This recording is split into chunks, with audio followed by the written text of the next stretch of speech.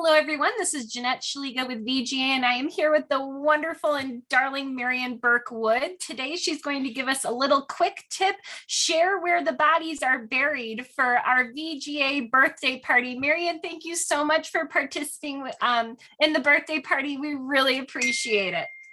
Happy birthday, VGA.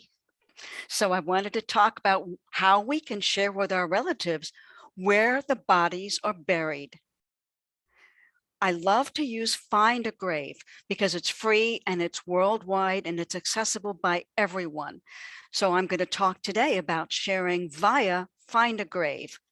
As you know, if you've got an individual memorial page like this one from my husband's ancestor, Private Train Caldwell McClure, you can use the share button right here below the memorial number to share by email for this one particular memorial page, or you can share it on Facebook or Twitter or Pinterest. But what if you want to share more than just this one memorial page? That's where the Save To button comes in, right next to the share button. You have the option to add it to Ancestry, which of course I do, but you can also create or add to a virtual cemetery.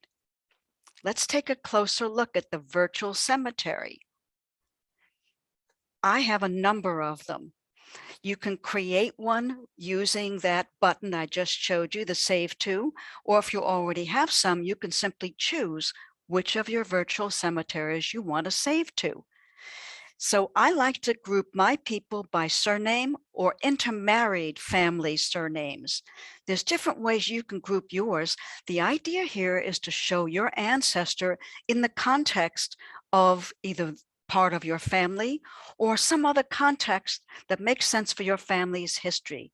So for example, you don't have to use surnames. You might want to group all military ancestors together. Now, my husband happens to have 20 US Civil War ancestors. So I'm looking at making a virtual cemetery for them so that they are in the context and my other relatives can just take a look and click through and see who served and what the memorial pages look like.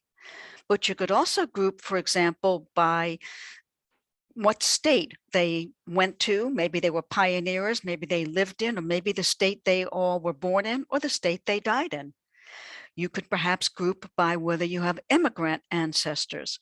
There may be other organizational methods that you use that make sense for what you want to convey about your family history. And you can create it or add it right on this page.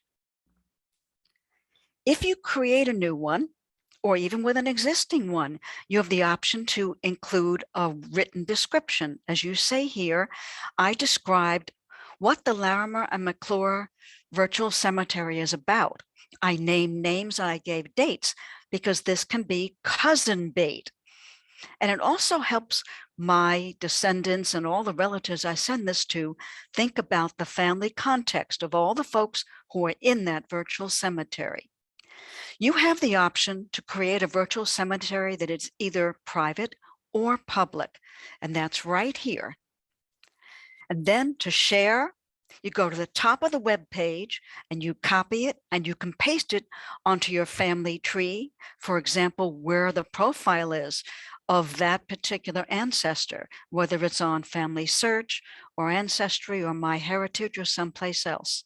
You can also just email that URL, that is the web address, to your relatives directly, so they will go see who's in each virtual cemetery that you send them the link to.